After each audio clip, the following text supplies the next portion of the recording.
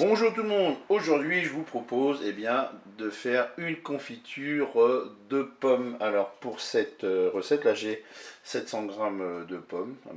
C'est le poids, je dirais une fois coupé en morceaux et épluché. Ici moi je mets de l'agar-agar, c'est un gélifiant végétal qui me permet de mettre moins de sucre et ça fait bien figer nos confitures. Ici j'ai 400 grammes de sucre. Et puis j'ai 20 ml de jus de citron. Et bien c'est parti pour notre confiture. Allez, je dépose mes morceaux de pommes dans la cuve du Cookéo. Donc là moi j'ai pris une vieille cuve pour faire ma confiture. Ensuite je vais ajouter le sucre, l'agar-agar.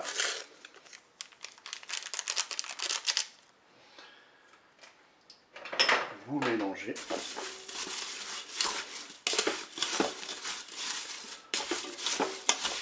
Je vais ajouter le jus de citron.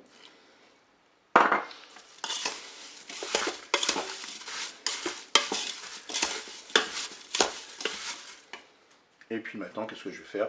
Eh bien, on va se mettre en mode doré. Allez, on se positionne en mode manuel,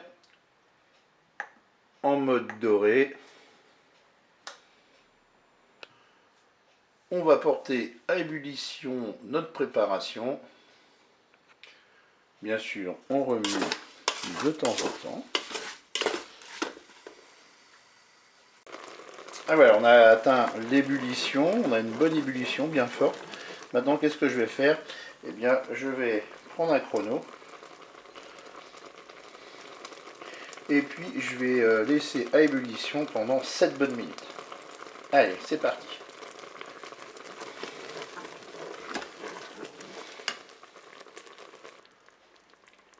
Voilà, ça fait 7 minutes de fonction dorée. Bien, je trouve que mes pommes sont pas encore tout à fait bien cuites. Et ben, je vais laisser encore 2 minutes. Comme ça nous fera 10 minutes après l'ébullition. Ça devrait pas être mal. Allez, voilà, 10 minutes d'ébullition. Je vais arrêter mon Cookéo.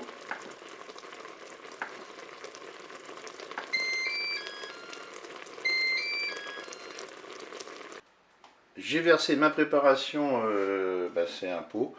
Eh bien, un pichet, ça va être plus facile, je dirais, à verser dans les pots de confiture.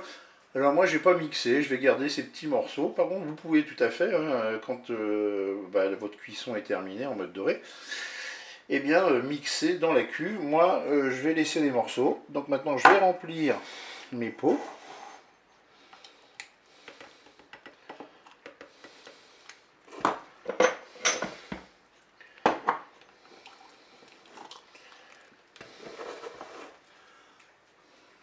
Maintenant, je vais mettre les couvercles sur les pots.